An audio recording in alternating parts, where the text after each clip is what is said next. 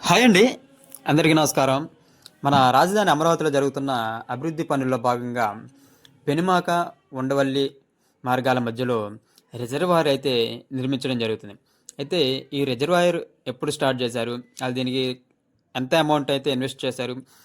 ఈ అమౌంట్ అనేది ఎవరు ఫండింగ్ అనేది చేస్తున్నారు అనే మొత్తం ఈ వీడియోలో ఒకసారి చూద్దాం.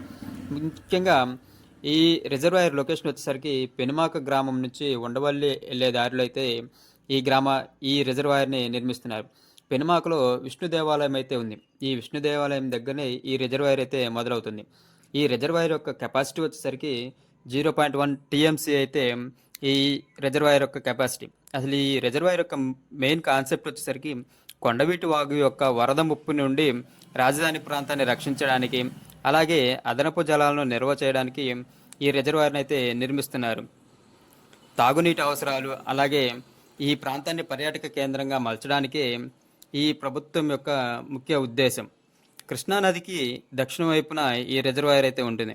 ఈ రిజర్వాయర్కు ఆనుకొని సీడ్ యాక్సిస్ రోడ్ అయితే వెళ్తుంది. బ్లూ అండ్ గ్రీన్ కాన్సెప్ట్తో ఈ రిజర్వాయర్ అయితే నిర్మిస్తున్నారు. అంటే ఈ రిజర్వాయర్ చుట్టూ 100 మీటర్ల మేర పచ్చదనం, అలాగే వాకింగ్ ట్రాక్లు అనేవి ఏర్పాటు చేయడం జరుగుతుంది. ఈ రిజర్వాయర్కి సంబంధించిన పనులు మొత్తం కాంట్రాక్టర్ వచ్చేసరికి MVR infra private projects limited వాళ్ళు ఈ రిజర్వాయర్ని టేకప్ చేశారు. ఈ రిజర్వాయర్తో పాటుగా గ్రావిటీ కెనాల్ వచ్చేసరికి 7.83 కిలోమీటర్లు తవ్వాల్సి ఉంటుంది.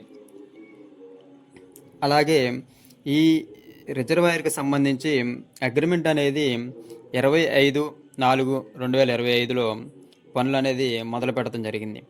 దీనికి టైం పీరియడ్ వచ్చేసరికి 2 ఇయర్స్గా టైం పీరియడ్ అనేది పెడతాం. దీని మొత్తాన్ని కాస్ట్ వచ్చేసరికి 315 కోట్లు అయితే ఈ రిజర్వాయర్కి సంబంధించి కాస్ట్ అయితే పెట్టింది.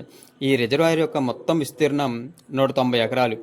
దీనికి ఫైనాన్స్ మొత్తం వరల్డ్ బ్యాంక్, అలాగే ఏడీబీ అంటే ఏషియా డెవలప్మెంట్ బ్యాంక్ వాళ్ళైతే వీటికి ఫండింగ్ అనేది ఇవ్వడం జరుగుతుంది. అలాగే దీనికి సంబంధించి మొత్తం ఈ రిజర్వాయర్ హైట్ వచ్చేసరికి 18.5 మీటర్లు ఎత్తులో ఉండేలా డిజైన్ అయితే చేయించడం జరిగింది. ఇప్పుడు మీరు చూస్తున్నది మొత్తం పెనుమాక దగ్గర ఉన్న రిజర్వాయర్లో మట్టి అనేది తవ్వడం అయితే జరుగుతుంది.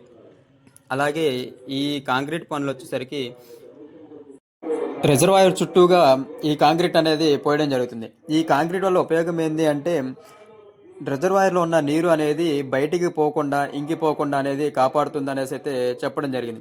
అలాగే ఈ మట్టి అనేది తవ్వుతూ ఉండగా వాటర్ అనేది ఉబ్బికి రావడం జరిగింది.